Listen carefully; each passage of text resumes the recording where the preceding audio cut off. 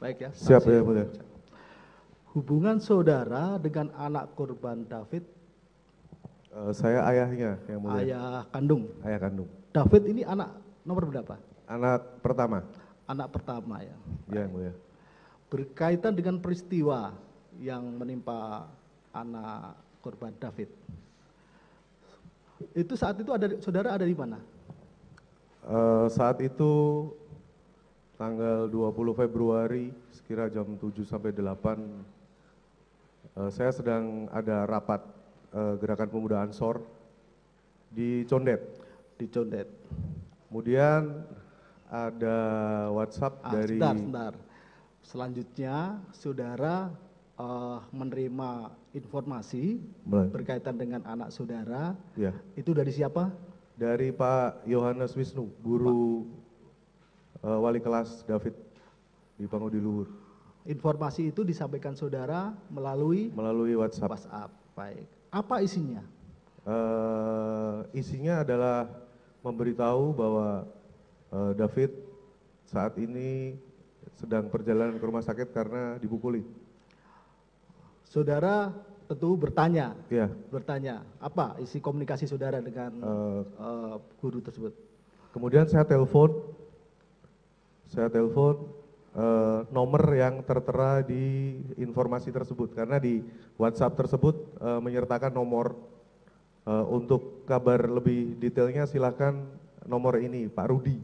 Pak Rudi. Karena Pak Rudi yang mengantar David ke Medika Permata Hijau. Nomornya saudara masih ingat?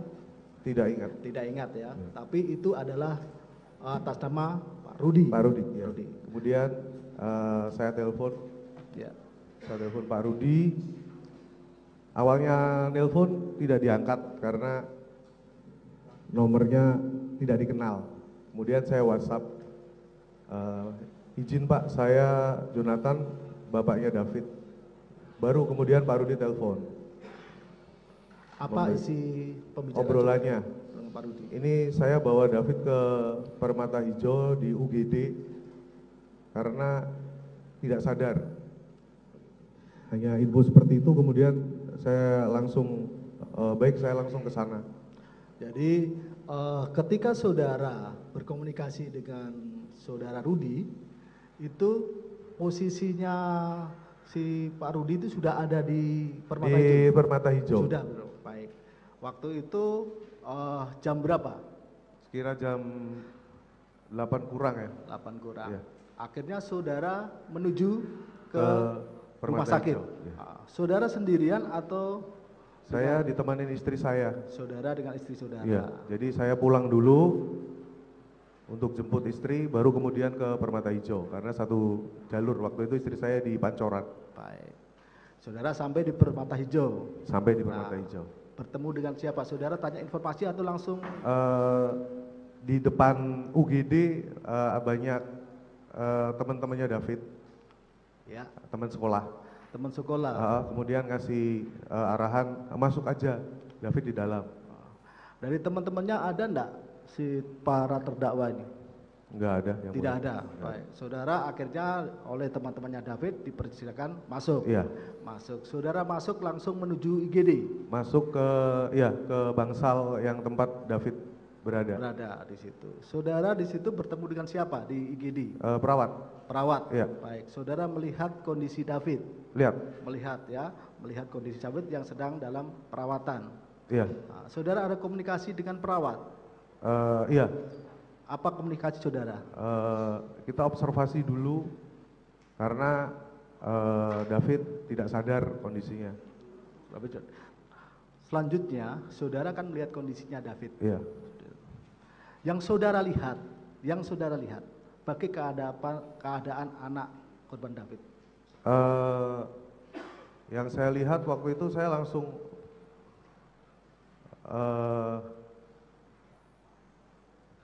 kalau bayangan kita anak dipukulin itu kan lebam atau bengkak. Pas saya lihat David kondisinya ternyata jauh lebih parah dari yang saya bayangkan. Ini dulu, yang sudah lihat luka-luka yang saudara lihat Iya. dulu. Ini kan saudara nanti ini masalah dipukuli, itu kan nanti. Iya. Nah, yang saudara lihat kondisinya David ini seperti apa? Mungkin ada luka di mana? Telinganya berdarah, Telinga berdarah. Telinga kanan yang mulia. Telinga kanan berdarah. Kemudian pipi luka parut. Luka parut itu seperti terseret gitu. Karena full di pipi sebelah kanan. Maksud saudara ada luka parut, terus akhirnya ada luka-luka kan parut itu ya? Ada luka-luka Luka begitu parut juga. ke pipi gitu. Pipi Sebelah kanan. sebelah kanan, Kemudian bibir bagian kanan sobek. bibir sebelah kanan sobek. Kemudian di siku ada luka yang cukup dalam juga. Kemudian di pergelangan tangan ada luka yang cukup dalam juga. Kemudian di pelipis mata bagian kanan itu juga luka yang cukup dalam juga. Itu yang di telinga kan berdarah saudara. Itu darah itu keluar dari lubang telinga Keluar atau dari sekeliling keluar telinga? dari lubang telinga. Lubang tua. Ada darah yang di mulut, keluar dari mulut. Ada banyak. Saudara, yang mulia. ada keluar dari mulut juga ada. Ada. Baik, jadi dari mulut, dari hidung Dari hidung ada juga di sebelah kanan tapi udah kering. sudah kering. Ya. Baik. Terus David ini tubuh secara keseluruhan, tubuhnya bagaimana? Tubuh keseluruhan. Di dengkul ada juga luka. Kemudian di mata kaki sebelah kanan ada luka juga. Lukanya di sebelah kanan semua. Dia kaku, terbujur kaku atau Kaku, seperti apa? kejang, Kaku. kejang. Kejang. Ya. Kejang itu kan coba saudara jelaskan. Kejangnya itu dia bergetar atau seperti apa? Kejangnya adalah dia rebah begini posisinya, terus jeda beberapa waktu dia kejang-kejang begitu. Kejang. Oh, tiap durasi tertentu kejang. Durasi tertentu kejang. Kejang. Jadi tiap itu terus menerus, maksudnya Terus menerus dalam durasi berapa detik atau menit kurang lebih? kejangnya Iya. sampai hari ketiga. Enggak, pada saat Terus. ya terus. Jadi Terus kan itu sampai hari ketiga yang mulia. Kejang. sampai hari ketiga. Ya. Sampai hari ketiga. Baik ya. Komunikasi tidak bisa. Tidak bisa. Tidak bisa komunikasi. Akhirnya Akhirnya jam 11 akhir observasi ya. dirujuk ke ICU. Karena ditengarai kalau tidak sadar-sadar ini luka dalam. Kemudian dilakukan CT scan di kepalanya di Medika Permata Hijau. Tidak terjadi pendarahan dalam dan kata dokter yang bertugas kita observasi sampai 24 jam. Sebentar dulu. Berkaitan dengan kondisi David sebentar ya, yang ada luar. Apakah giginya ada yang tanggal? Ada bagian depan sebelah kanan. Tanggal itu patah atau Patah setengah. patah tepung ya? Tanggal, patah. Saudara lihat betul, Iya, itu patah ya. Baik. Tadi saudara dari tim medis diobservasi 24 jam. Iya. Apa hasilnya? Disampaikan pada saudara? Belum ada hasil apa-apa sehingga pada hari yang ketiga, jadi 24 jam saya tagih, ini apa? Hanya foto toraks, ronsen di dada, kemudian hasil CT scan, tidak terlihat apa-apa. Kemudian pada hari yang ketiga, 20, 21, 22, tanggal 22, pihak rumah sakit meminta pertimbangan untuk pindah ke rumah sakit yang lebih lengkap. Akhirnya saudara Akhirnya ke Mayapada. ke Mayapada. Ke Mayapada. Sampai Mayapada itu tanggal 22 Februari sekitar jam 11 malam. Ke IGD. Kemudian ditindak itu jam 2 dini hari tanggal 23. Di situ mulai ketahuan sebenarnya apa yang terjadi.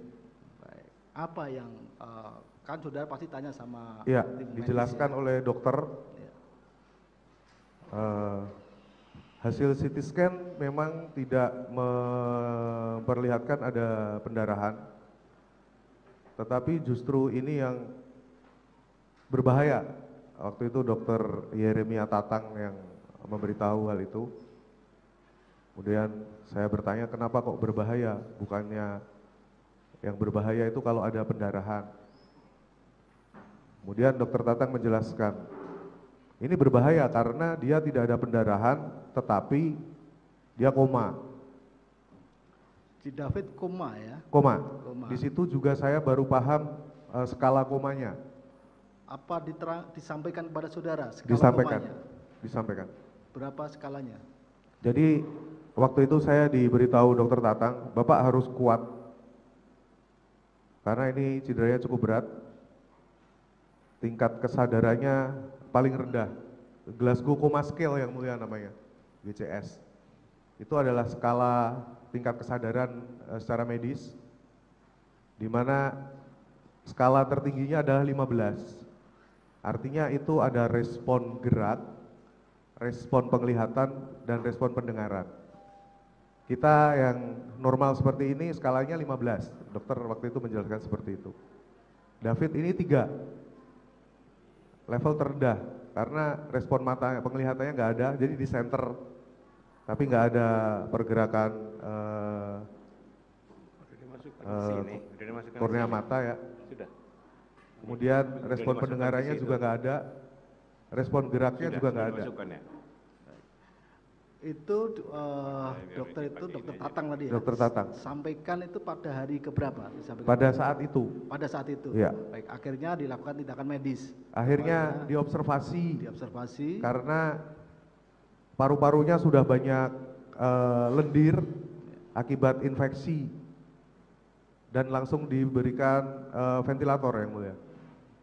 Dipasang ventilator, kemudian dokter bilang, Bapak pulang, kita akan observasi, nanti kita kabarin. Ya. Belakangan saudara akhirnya berapa hari kemudian dikabari oleh si pihak rumah sakit? Besoknya. Besoknya. Iya. Apa informasi yang diberikan kepada saudara? Jadi kemudian dokter Tatang menjelaskan, ini harus di MRI supaya ketahuan apa sakitnya ini. Kemudian MRI, hasil MRI keluar, kemudian saya diinfo, Pak, David ini mengalami yang namanya diffuse axonal injury. Dokter menjelaskan diffuse axonal injury adalah trauma berat pada otak yang disebabkan otak berputar sehingga syaraf-syarafnya putus semua. Itu yang membuat David koma sehingga dia tidak bisa merespon apapun. Jadi syaraf atau akson ini kan yang nempel di otak nih. Ketika dia diffuse berputar, maka akan putus semua dan nggak akan bisa merespon apapun.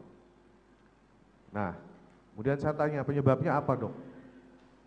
Kok otak bisa sampai berputar? Karena ada trauma yang sangat berat di leher bagian belakang. Penjelasan dokter saat itu seperti itu. Baik. David ini anak korban yang kebetulan anak saudara, akhirnya dilakukan perawatan di Mayapada. Mayapada. Berapa lama? Di Mayapada totalnya 56 hari. 56 hari ini setelah 56 hari kondisi terakhir ya, terakhir 56 hari maksudnya. Itu seperti apa? Oh, ketika ke hari ke-56. Ya. Berat badannya turun yang jelas, yang saya lihat. Itu berat dia tuh 60 jadi tinggal 49. Kemudian tidak bisa bangun, kemudian tidak tahu apa yang terjadi. Kalau menurut dokter amnesia, ada surat dokternya di menurut umum. Kemudian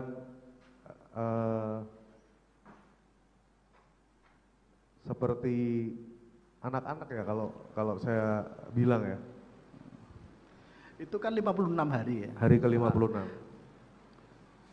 Koma itu hari keberapa sadar? David koma itu hampir 2 minggu. 2 minggu. Iya. Terus habis 2 minggu kesadarannya kan tentu tidak sekaligus. Enggak. Kan gitu. Terus jadi 2 minggu, ada sebuah kondisi di mana dia ketika nggak koma tadi seperti yang saya jelaskan yang mulia, ada skala. Kemudian saya bertanya terus tiap hari, ini skalanya sudah naik belum?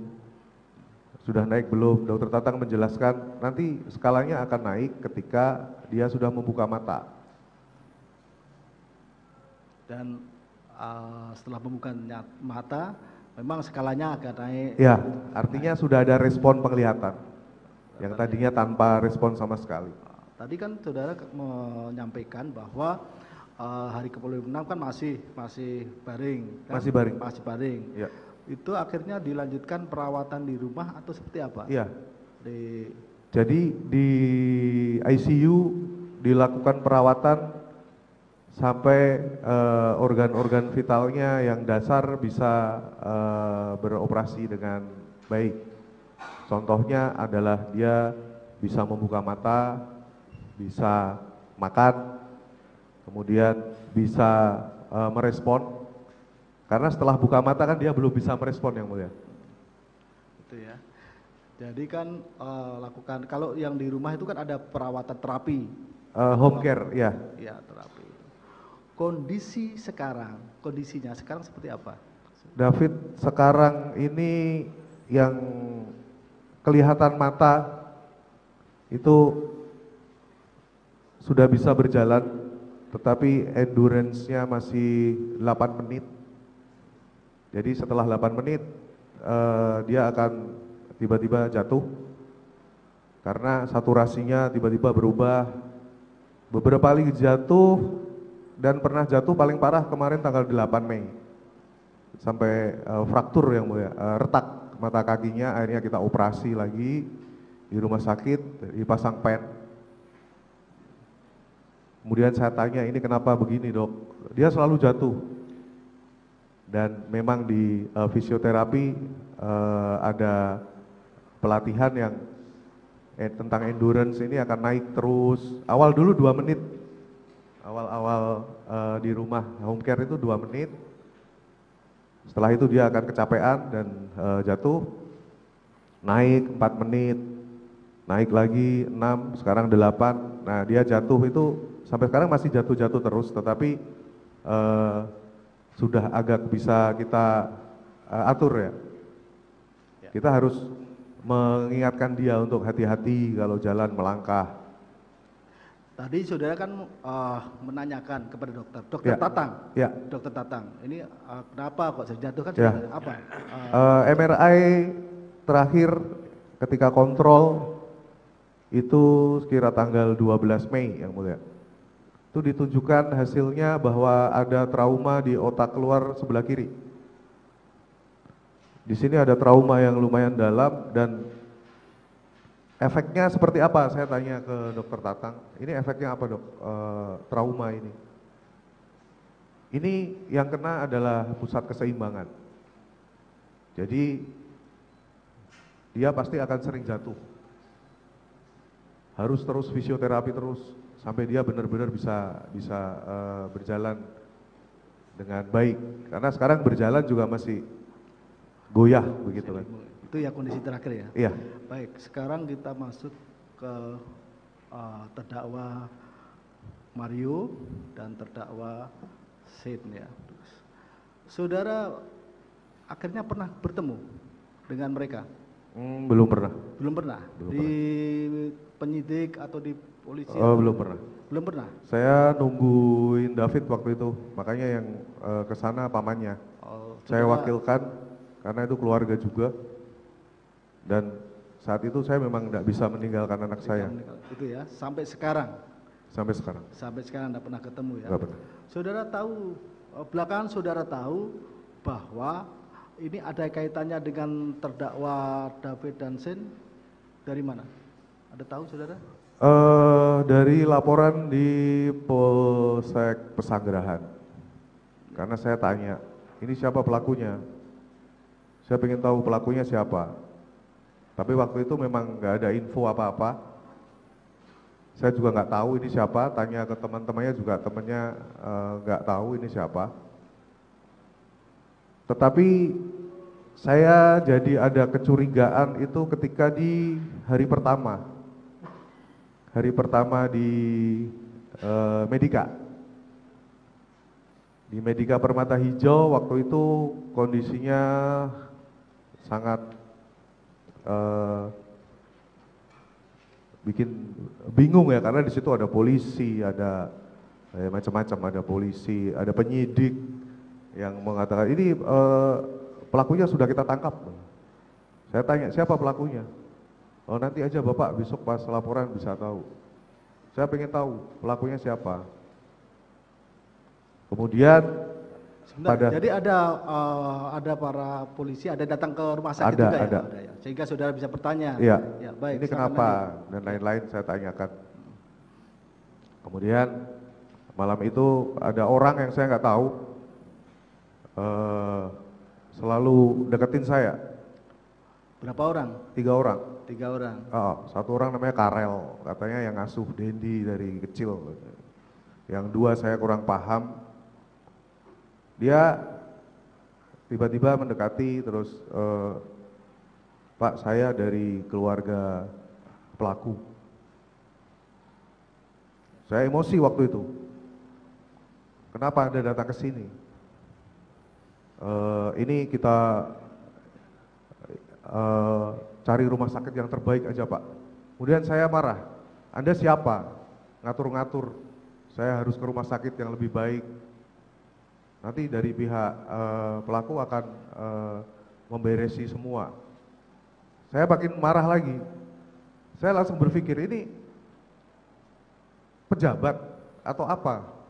Kok dari tadi ada orang nanyain ini terus. Kemudian saya teriakin, itu saksi Pak Rudi juga tahu dan teman-teman saya di sana juga tahu dan perawat di sana tahu dan penyidik Polsek Pesanggerahan juga tahu ketika saya teriak. Saya tanya, kamu siapa? Kamu anggota ya? Bukan Pak. Kamu siapa? Kamu anggota. Kenapa nanya-nanya terus dari tadi, maksa-maksa saya harus melakukan apa yang kalian mau? Padahal kondisinya saya waktu itu sedang kalut ya, karena David kejang-kejang. Tiba-tiba datengin seperti itu. Nah dari situ kemudian saya berinisiatif untuk mencari tahu ini siapa sih? Orang ini siapa? Sampai ada keanehan-keanehan yang terus-menerus. Di rumah sakit dia 2 hari yang mulia. Sebentar, kan saudara tadi tanya ini siapa? Iya. Kan siapa, kan masih. Terus ada jawabnya, cepatnya dari pelaku. Saya mewakili keluarga dari pelaku. Siapanya? Omnya, kakaknya, ibunya, atau siapa?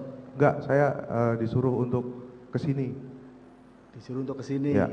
Disuruh untuk apa? Sudah tanya itu kan? tadi, nanti pindah aja ke rumah sakit yang lebih baik. Baik. Kemudian saya marah, apa hak Anda nyuruh-nyuruh saya memindah ke rumah sakit yang lebih baik? Ini anak saya kok. Akhirnya yang bersangkutan mundur? Mundur tapi cuma di luar. Ya. Baik. Artinya tidak komunikasi lagi dengan saudara. Terus tadi saudara menyampaikan bahwa ada keanehan-keanehan. Nah, keanehannya apa? Keanehannya ketika urus asuransi yang mulia. Oh ini saudara ada asuransi ada, ya? Ada. Ketika urus asuransi ditolak oleh pihak asuransi.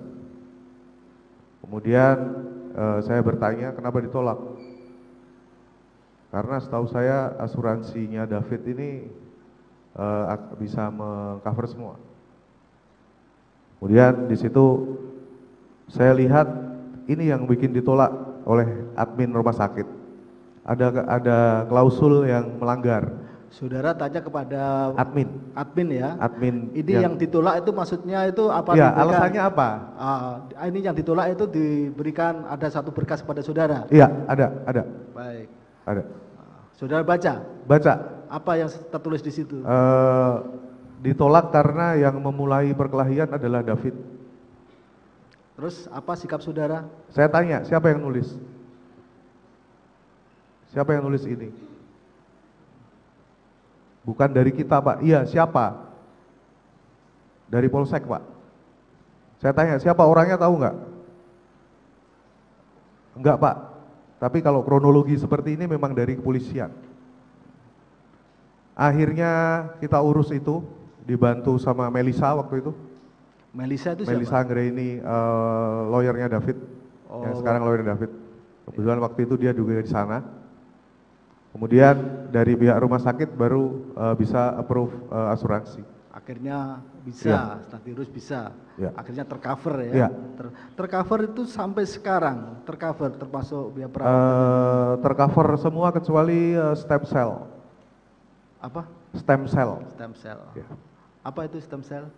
Jadi ada satu pengobatan yang dilakukan menyuntikan sel puncak supaya membantu proses regenerasi. Oh ya. Dari syaraf-syaraf yang putus. Itu ya. Termasuk juga perawatan di rumah ini juga masih tercover. Perawatan di rumah ini di cover setengah. Di cover setengah ya. Baik. Ada keanehan lagi yang di? Ada di Polsek Pesanggerahan. Polsek Pesanggerahan. Pesanggerahan. Di Polsek Pesanggerahan. Di Polsek Pesanggerahan. Tapi kan saudara tidak datang ke Polsek. Saya dapat informasi dan dapat informasi sangat valid dari saudara saya yang melapor. Saudara yang melapor itu siapa namanya? Rustam Hatala. Yang Hatala yang yang sedang ibadah haji. Ibadah haji. Ya. Apa yang disampaikan? Ini mobilnya pelaku. Foto. Di foto ini mobil pelaku. Mobil pelaku. Ya, di foto dengan background Polsek Pesanggerahan. Yang Rubicon itu? Iya. Rubicon. Mobil pelaku ini, plat nomornya B120DEM. Itu siang, sekitar jam 2 siang. Sekitar jam 2 siang, tanggal 21. Hari kedua. Kemudian, mobil itu hilang yang mulia. Mobil itu tidak ada di tempat. Oh, maksudnya tidak ada di tempat? Tidak ada di tempat.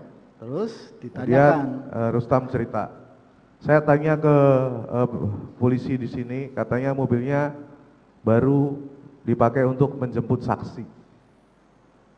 Saya marah. Apakah Polsek ini demikian miskinnya jemput saksi pakai mobil yang dipakai oleh pelaku? Anehnya apa? Pas balik plat nomornya berubah. Pas kembali plat nomornya berubah nomornya berubah.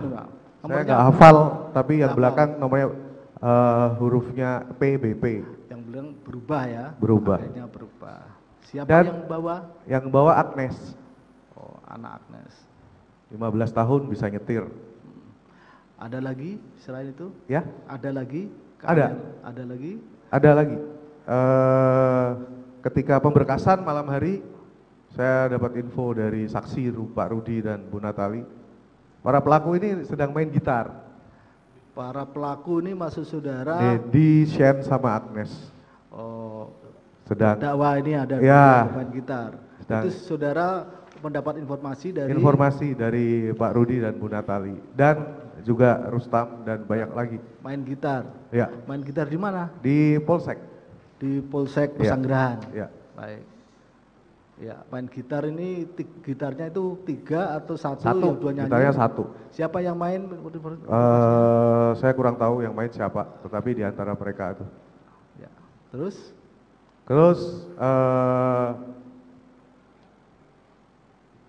yang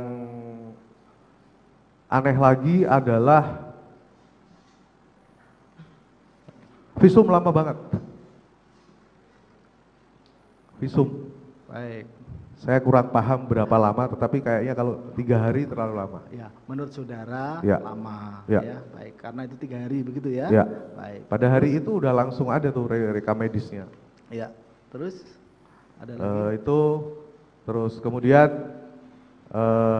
obrolan mereka, karena pada dengar juga kan. Sebentar, obrolan mereka Obrolan itu para pelaku ini.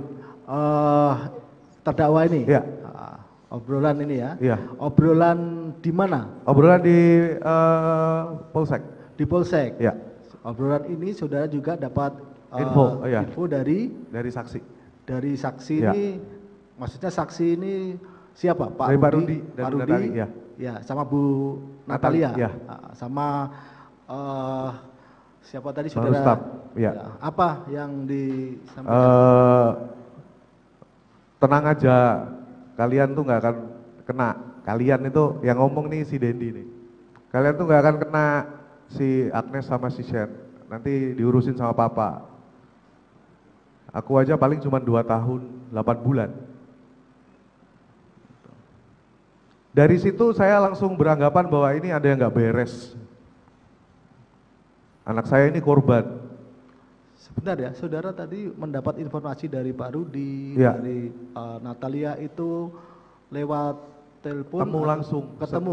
Kan mereka intens jenguk ya. Ke rumah sakit, sehingga Iya. itu ya sampaikan ya Pak. Iya. Terus tadi saudara, tanggapan saudara tadi kan apa? Ya, saya menganggap ini ada yang goblok-goblokin logika kita sebagai orang waras gitu. Dari rangkaian tadi, saya cuma ingin bilang bahwa sampai manapun ini akan saya lawan. Bahkan sampai ke Polres Jaksel yang Kapolresnya sampai klarifikasi 2 kali press conference tentang pemukulan yang awalnya hanya 2 kali kalau saya nggak salah dengar. Kemudian direvisi karena ada video yang viral. Saudara melihat video viral itu? Enggak. Oh, enggak. Saya dapat informasi. Sampai sekarang juga enggak pernah lihat. Jangan sampai lihat pokoknya. Ya.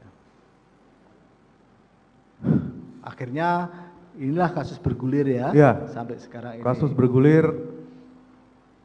Saya waktu itu hanya bilang ke Polres Jaksel, kalau saya ini kader Banser yang mulia, yang dididik untuk setia dengan aturan Negara Kesatuan Republik Indonesia. Yang membuat saya sakit hati adalah ketika saya berjuang untuk itu, tetapi dengan mudah banyak sekali yang mengangkangi hal ini dengan hal-hal remeh yang menurut saya layak dilawan, seperti misalnya conference yang diralat, mobil yang bisa keluar masuk sendiri, bahkan pelaku yang bisa menyatakan bahwa nanti kalian diurus papa, nggak akan kena, nanti yang kena cuma saya. Akses informasi dari mana ini yang seperti itu? Kenapa hukum kita jadi seperti ini? Apa yang saya perjuangkan dengan organisasi saya seperti nggak ada artinya?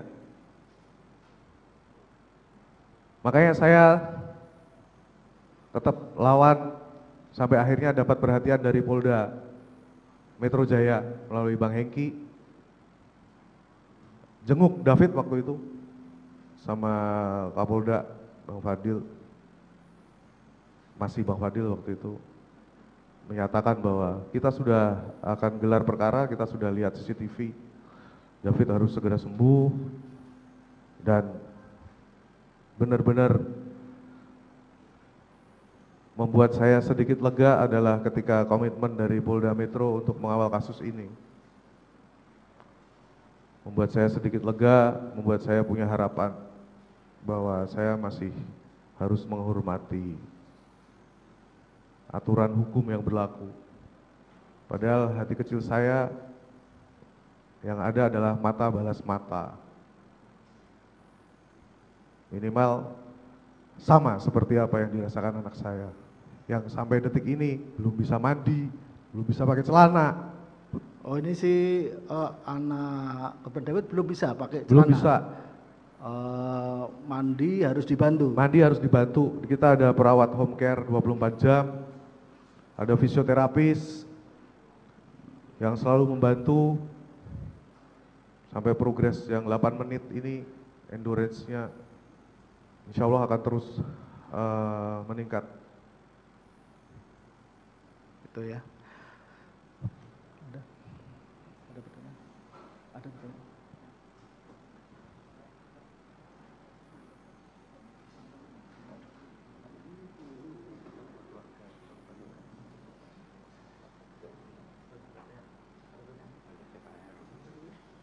Baik, saudara saksi ya saya tambahkan ya. Ketika di awal saudara dapat WA tadi dari wali kelasnya David, Siapa yang mulia? diberitahukan tidak? Dia dibawa ke rumah sakit itu karena alasan apa? Dipukuli yang mulia. Dipukuli. Tapi sudah diberitahukan juga tidak siapa yang melakukan pemukulan itu? Belum yang mulia. Belum. Terus kemudian setelah saudara ke rumah sakit dan bertemu dengan saudara Johannes tadi ya? Apa? Wali siapa? Atas nama siapa? Oh, Yohanes Wisnu, wali kelas. Wali kelasnya Johannes Wisnu. Saudara Johannes Wisnu mengetahui kejadian itu dari mana? Jadi kejadian itu terjadi di rumahnya Pak Rudi, Renjiro tadi, salah satu saksi. Iya. David sedang bermain ke sana. Dan ketika itu terjadi, Pak Rudi berinisiatif WhatsApp di grup wali murid. Wali murid. Wali murid Renjiro dengan David ini satu sekolah? satu sekolah tapi beda kelas. Satu sekolah beda kelas, ya. Iya yang mulia. Nah, terus ketika saudara berbicara dengan saudara Johannes itu, saudara juga belum mendapatkan lagi menyangkut masalah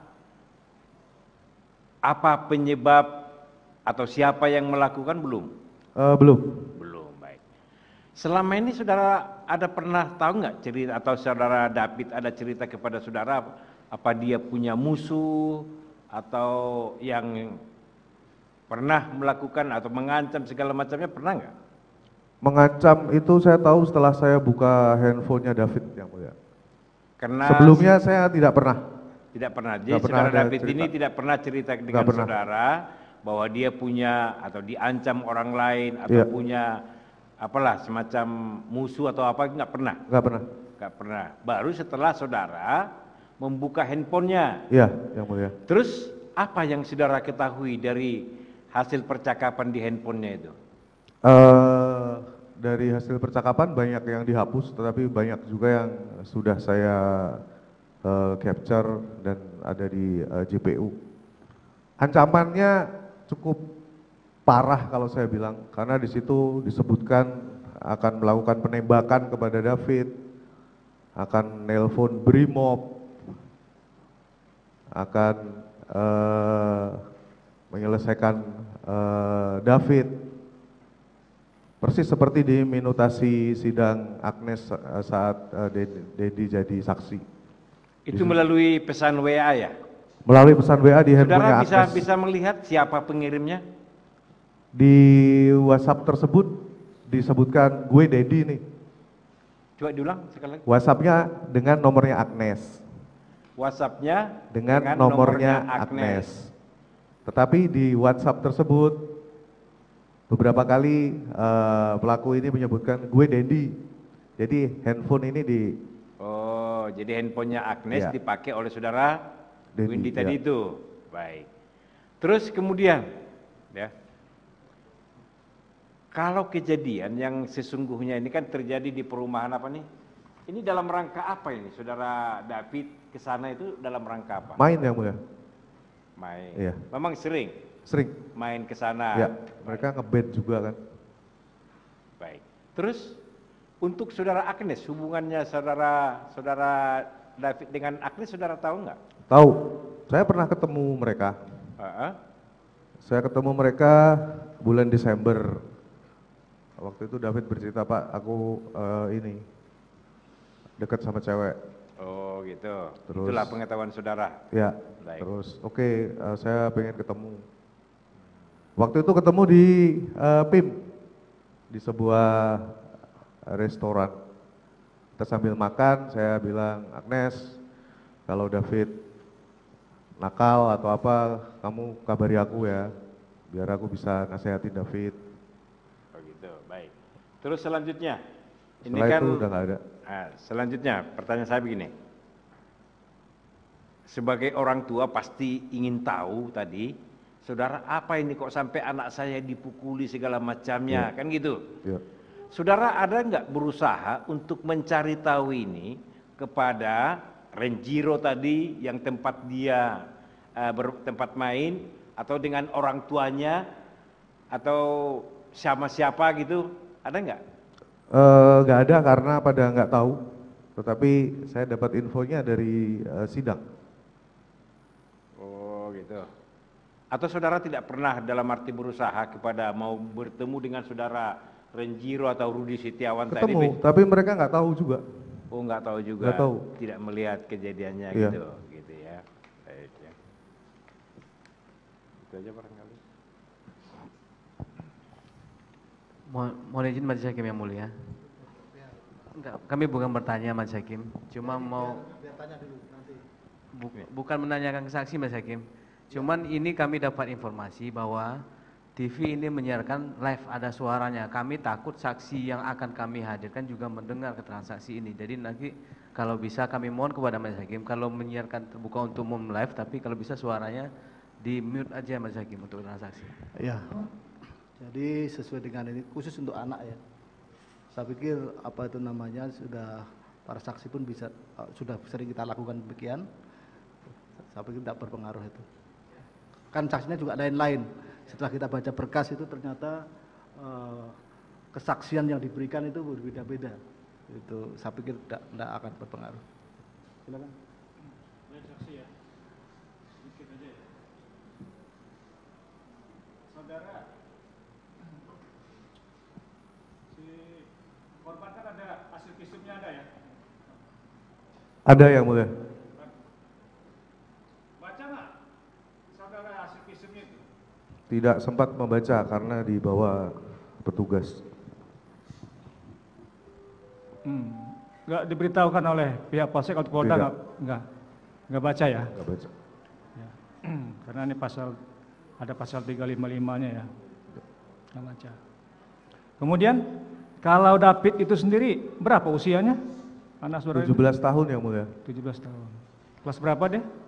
Sekarang kelas 1 SMA. SMA. Pangudi Luhur. Hah?